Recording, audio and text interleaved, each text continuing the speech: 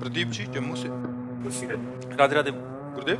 गुरुदेव भगवान, जब भी कभी मंदिरों में उत्सव होता है तो ज्यादातर बर्तन टेंट हाउस से आते हैं। उन बर्तनों में नॉन वेज भी बना होता है और वहीं बर्तनों में प्रसाद बन के भोग लगता है। ऐसे में प्रसाद अगर वैसे दे तो मना वैसे करें क्या? मतलब हम वृंदावन की बात कर रहे हैं, बाहर की तो बात हमें ज्यादा ज्ञान है नहीं। यहाँ सब पर्सनल होता है। जैसे राधा वल्लभ जी तो पर्सनल, चाहे लाखों लोगों का भोजन हो, पर्सनल। वहाँ सब, वहाँ रसोई में किसी का पात्र भी प्रवेश नहीं करेगा।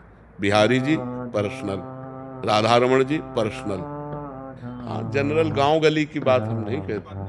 बाहर जो जैसे ये धाम या पुरियों से बाहर का जैसे माहौल है, अभी जम्मू में रह रहे हैं तो वहां तो टेंट हाउस से बर्तन आते हैं तो उसमें नॉन वेज भी बना नहीं होता है। नहीं नहीं नहीं, तो ऐसे में कोई प्रसाद दे?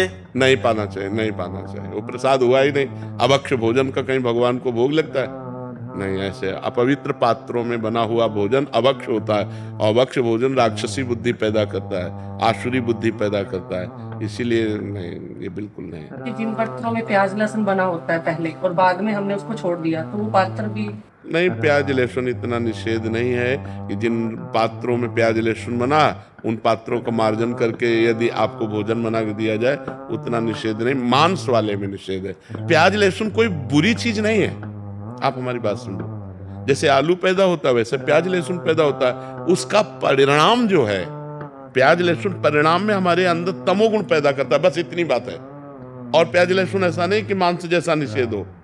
मांस में दूसरे के शरीर का छेदन भेदन होकर के वो मांस बनता है। लेकिन प्याज लहसुन तो जैसे आलू है, गाजर है, मूली है, नीचे फल की तरह प्रकट हुआ है, बस वो तमोगुण प्रकट करता, बस, और कोई बात नहीं। ऐसा नहीं कि पाप लगेगा, ऐसा नहीं।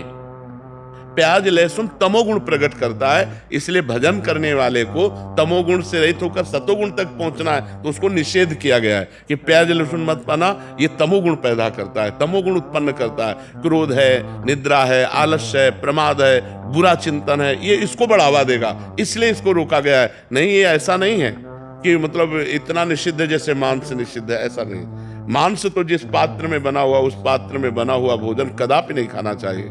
लेकिन जैसे प्याज लहसुन मतलब और वो पात्र मार्जन करके हमें रोटी डाल दे तो पा लेना चाहिए, उसमें कोई नहीं। भगवान को भोग लगा सकते हैं। भगवान की जब भोग लगाने की बात आएगी तब उसे हटा देंगे। हम ये जनरल बोल रहे हैं, जैसे जनरल में लोग है ना, जनरल बोल। लेकिन जब भगवान की सेवा की बात आएगी तो हम उन पात्रों का प्रयोग ही क्यों करेंगे? हम तो पवित्र पात्रों का प्रयोग करके भगवान को भोग लगा के पाएंगे, भगवान का भोग नहीं लगा सकते। लेकिन ऐसे जैसे जनरल में मान लो होटल में है या ऐसे है तो ऐसे पा सकते हैं। जिन होटलों में मांस या जिन रिश्तेदारों के यहाँ मांस बनता है, उन पात्रों में हम भोजन ना पाए।